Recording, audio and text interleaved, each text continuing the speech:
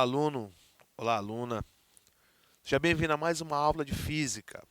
Hoje nós iremos falar sobre refração da luz, certo? Fenômeno importantíssimo, né, para o estudo da óptica geométrica. Faz parte do nosso dia a dia, do nosso cotidiano, certo? Isso é que vocês irão conseguir visualizar a partir de agora, né? Então nós vamos fazer uma introdução à refração da luz, né? Entender o que é essa refração da luz, conceituar a refração da luz, né? Depois nós iremos falar sobre os elementos da refração. Isso aí também é importante para poder a gente entender melhor de que forma vai acontecer essa refração e a gente conseguir também fazer ali uma visualização geométrica dessa refração, né? Vamos falar sobre o índice de refração absoluto, entender o porquê que vai acontecer o fenômeno da refração através desse índice, né? Esse desvio que a luz irá fazer por causa desse índice, certo? Vamos falar das leis da refração, logicamente, que é um fenômeno físico, tem que obedecer essas leis, tem que obedecer algumas leis, ok? Vamos falar do comportamento do raio refratado, certo? Entender de que forma se dá esse comportamento, certo? Vamos falar também sobre o ângulo limite e refração total, certo? Importantíssimo também, existem alguns fenômenos que vocês vão conseguir visualizar aí a partir do entendimento, né, desse ângulo limite e da reflexão total. E vamos finalizar falando do dióptro plano, ok? Então vamos lá, né? Refração, né? Conceito de refração. Refração é um fenômeno que consiste na mudança de velocidade, certo? De propagação da onda eletromagnética, né? De propagação da luz. Ok? Quando a gente fala de onda eletromagnética, dentro da óptica nós estamos falando de luz. Ok? Quando essa atravessa meios ópticos diferentes. Então é bem simples, nós temos meios ópticos diferentes. O que isso quer dizer? Eu tenho um meio que, por características, né, pode ser características intrínsecas, internas, desse meio, ele é diferente de um outro meio do qual a luz irá se propagar, irá passar. Ok? Então nós temos meios diferentes. Por exemplo, eu tenho água e ar. Certo? Água e ar. São meios diferentes. Ok? Eu tenho o ar e o vidro, por exemplo, que a luz vai se propagar pelo vidro. Isso também são meios diferentes. Esses meios diferentes eles também podem se dar por diferença de temperatura. Ok? Eu posso ter um meio ar e um meio ar, porém com temperaturas muito diferentes. E isso também pode caracterizar e vai caracterizar a refração. Tá ok? Então, durante a refração, o comprimento de luz da onda ela vai mudar.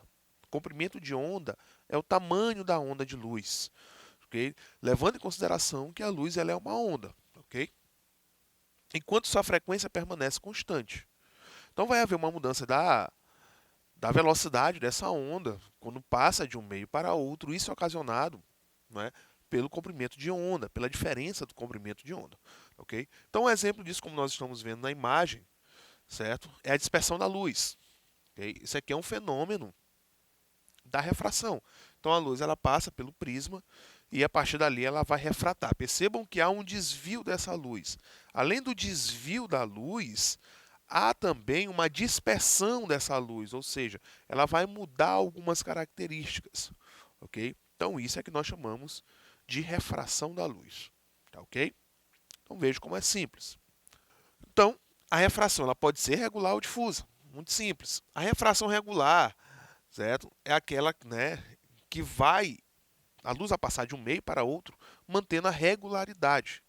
Certo? Então nós temos aqui o raio de luz que ele chega, ele incide sobre a superfície de separação e ele não passa direto, ele sofre um desvio. Okay? Sofre um pequeno desvio. Refração regular e a refração difusa. Certo? Na refração difusa também vai acontecer um desvio, certo? Na passagem, porém, esse desvio, né, ou esses raios desviados, eles não mantêm uma regularidade. Então essa é a refração difusa. Se vocês perceberem também para a imagem, vocês vão perceber o seguinte, que no momento que a luz incide sobre a superfície que separa os dois, ela refrata porque ela passa para o outro lado, mas ela também reflete. Acontece também uma reflexão, tá ok? Então, podemos dizer o seguinte, que para toda refração existe sim uma reflexão. Para toda refração existe uma reflexão. E para toda reflexão, professor, existe refração? Não, nem para toda. Tá, ok? Se for, por exemplo, um vidro, um espelho, a luz incide, reflete, mas ela não passa, não passa pelo espelho. Então não acontece a refração. Tá, ok? Então nós temos alguns exemplos de refração. Tá, ok? Então se você está no local em que tem, né, uma piscina ou um lago, em que você consiga ver o fundo desse lago ou dessa piscina, ok? Você de fora, né, da piscina ou do lago consiga ver o fundo, você vai ter a impressão de que o fundo ele está mais próximo da superfície. Ok? Ou seja, a piscina ou o lago é mais raso, não é, do que aparenta ser, não é? Isso é o que, nós iremos perceber, nossa percepção. Isso acontece por quê? Acontece justamente por causa do desvio que a luz vai fazer. Então a luz ela vai desviar, ok? Os seus raios irão desviar, e quem está observando lá de fora vai ter a impressão de que a superfície está mais próxima da borda da água, né? O fundo está mais próximo da superfície, tá, ok? Então a piscina ou lago ele é bem mais raso, certo? Aparentemente, tá, ok? Então esse é um exemplo clássico de refração da luz, ok? Além disso, nós temos um exemplo que vocês já podem ter visto no livro didático, por exemplo, de uma caneta ou um lápis dentro de um copo com água, um copo de vidro com água. E perceber aquele desvio, não é, que a luz irá fazer, tendo a impressão de que aquela caneta ou aquele lápis dentro do copo ele tenha quebrado, ok? Isso é refração, certo? Nós podemos observar também a refração quando nós olhamos para as estrelas. Esse é um exemplo, certo? Quando nós olhamos para as estrelas, no seu local aparente, tá, ok? Aquele local em que nós olhamos as estrelas é um local aparente, ela não está naquele local de fato, certo? Porque a luz que está viajando está passando por várias camadas gasosas e está sofrendo simultâneos desvios, não é isso? Vários desvios até chegar aos nossos olhos. Então aquilo que nós olhamos é o local aparente, tá, ok? Então esse é o fenômeno da refração. É como a gente consegue perceber, consegue observar a refração, ok? Bom, quais são os elementos da refração? Muito simples. Primeiro, tem que ter uma superfície que separa os dois meios. No caso aqui nós temos o meio ar e o meio água, ok? Uma reta de orientação perpendicular a um meio, certo? Então é a reta normal. Nós temos que ter o raio de luz incidente, que é aquele que chega, e o raio de luz refratado. Chame atenção. O raio de luz refratado é aquele que passa para o outro lado. Ok? A gente percebe aqui o seguinte: o raio ele incide sobre a superfície, ele refrata, mas ele também reflete. Existe uma reflexão parcial, bem como já foi explicado anteriormente. Tá, ok? Então nós podemos observar aqui o seguinte: ó, o raio incidente ele sofre um desvio, porque do outro lado eu tenho aqui, né, uma reta que vai representar, não é, a reta do qual esse raio incidente ele está se propagando. Percebam que entre essa reta e o raio refratado, certo, é o desvio que ela vai acontecer, certo? Elas não são retas concorrentes, elas não estão ali, né, na mesma direção. Ocorre esse desvio, certo? Esse desvio ele é ocasionado justamente pela mudança de velocidade que esse raio de luz ele vai sofrer, justamente por causa da mudança do seu comprimento de onda. Ok? Então muda seu comprimento de onda, com isso vai mudar também a velocidade. Tá, ok? Então os elementos da refração que nós vamos ter é o seguinte: é o raio incidente, o raio refratado, o ângulo de incidência e o ângulo de refração. Ângulo de incidência e ângulo de refração. O que são esses ângulos? Muito simples. O ângulo de incidência é o ângulo formado entre a reta normal e o raio incidente, e o ângulo de refração é o ângulo formado, né, entre a reta normal e o raio refratado, certo? Então, o ângulo de incidência, reta normal e raio incidente, o ângulo formado entre eles, e o ângulo de refração é formado entre a reta normal e o raio refratado, tá ok? Então, são os elementos aí que nós iremos utilizar. Nós iremos utilizar até na lei lá de Snell-Descartes, que nós vamos ir um pouquinho para frente, tá ok? E o índice de refração? O índice de refração, ele vai te dizer, certo? De que forma a luz ela vai se propagar nesses meios. Okay? Então é muito simples. O índice de refração absoluto, que é o N, ele vai ser a velocidade da luz no vácuo dividido pela velocidade da luz no meio em questão. Certo? Então a velocidade da luz no vácuo nós sabemos que é 3 vezes 10 oitava metros por segundo, ou 300 mil quilômetros por segundo. Ok? Nós vamos fazer essa divisão pela velocidade da luz no meio. Tá ok? Então nós vamos encontrar o seguinte, nós sempre vamos encontrar aqui, ó, certo? Um valor n que ele vai ser maior ou igual a 1, certo? Uma vez que a velocidade da luz no vácuo é a velocidade absoluta, certo? É a maior velocidade que nós vamos encontrar, certo? Isso para esses modelos. Então, velocidade da luz no vácuo dividido pela velocidade da luz no meio. O máximo que nós vamos ter é uma divisão de dois valores iguais. Velocidade da luz no vácuo dividido por velocidade da luz no vácuo, se nós tratarmos um meio em questão um vácuo. Okay? Então, nós teremos o índice de refração igual a 1. É o máximo que nós vamos ter. Os valores de n serão bem maiores. Então como a velocidade no meio ela sempre será menor ou igual à velocidade da luz no vácuo, certo? O valor de n sempre será ou maior ou igual a 1, ok? Então, com n igual a 1, que nós chamamos no vácuo, né? Então, nós também aproximamos o índice de refração do ar de 1, ok? Então, há uma aproximação ao 1 também. Então, toda vez que nós falarmos de índice de refração no ar, nós vamos considerar o valor igual a 1, ok? Bom, a segunda característica que nós vamos observar aqui vai ser o seguinte: vai ser quanto à velocidade e o índice de refração. Então, bem simples. Quando a velocidade ela diminui, é porque eu tenho um alto índice de refração. Ok? Então, nós dizemos que esse meio ele é um meio mais refringente. Ok? Meio mais refringente. Certo? Quando a velocidade aumenta, é porque eu tenho um índice de refração menor. Tá ok? É muito simples. A gente consegue observar aqui porque elas são grandezas inversamente proporcionais. Então, se eu aumento a velocidade da luz no meio, logicamente, né, consequentemente, o índice de refração ele irá diminuir, certo? Se ele vai diminuir, ele é menos refringente, certo? Se eu diminuo a velocidade, o índice de refração vai aumentar, porque eu estou diminuindo aí por um número menor, né? Eu estou subtraindo, desculpa, eu estou dividindo por um número menor, ok? Então a resposta vai ser um valor maior.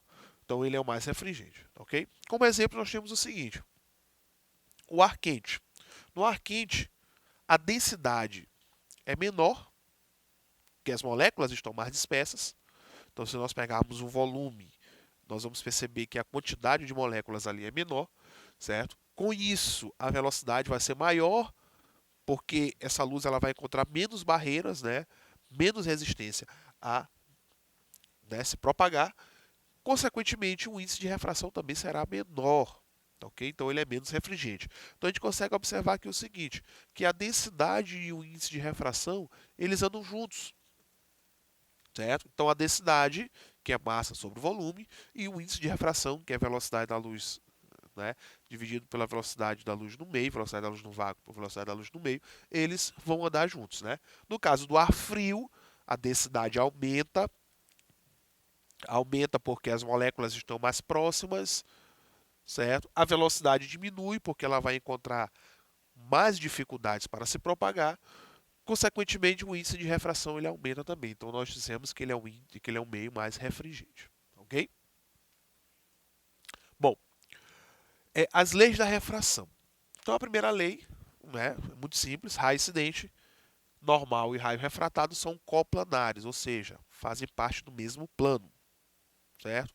Estão no mesmo plano, certinho? A segunda lei é a lei de Snell-Descartes, aquilo que eu já tinha falado anteriormente para vocês, ok? Muito simples. Índice de refração dividido pelo seno do ângulo deste meio. Muito simples. Índice de refração 1 seno I, considerando que o índice de refração deste meio, né, e o raio incidente estejam aí do mesmo lado, tá ok? Vai ser igual a N2 seno R, seno do ângulo refratado, certo? Então vamos trabalhar com essa relação, né, trigonométrica, que é um seno. Então nós vamos ter N1 seno I, N2 seno R, tá ok? Então o seno I vai ser o seno do ângulo de incidência e o R vai ser o seno do ângulo de refração, tá ok? Bem simples. Comportamento do raio refratado. Então nós vamos ter aqui os seguintes casos.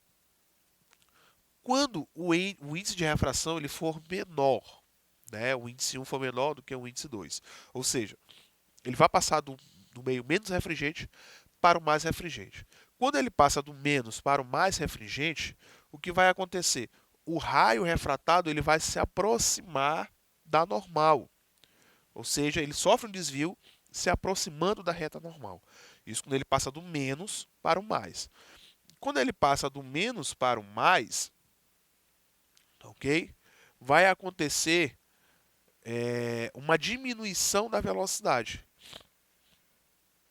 Então ele está no índice menos refringente, tá certo? Vai passar para o mais refringente e isso vai ocasionar uma mudança da velocidade, ou seja, a velocidade ela vai diminuir. É muito simples, só a gente pensar na densidade, ok? Então, com isso, o ângulo de incidência vai ser maior do que o ângulo de refração, ok? Quando ela passa do meio mais refringente para o menos refringente, muito simples. Se ela passa do mais refringente para o menos refringente, a velocidade ela vai aumentar. Ela passa de uma velocidade menor para uma maior. Com isso, ele vai se afastar da reta normal. Okay? Ele se afasta da normal. Certinho? Bom, o terceiro caso é a incidência normal. Ok? Então, o raio incidente ele está em cima da reta normal. Certo? Independente dos índices de refração, ele vai passar direto. Certo? Se for maior, se for menor, isso não importa. Ele vai passar direto, ok? Sem sofrer desvios. Ok? Então, o ângulo limite de reflexão total, certo? Vão seguir também os mesmos padrões, porém, nós vamos ter a seguinte configuração.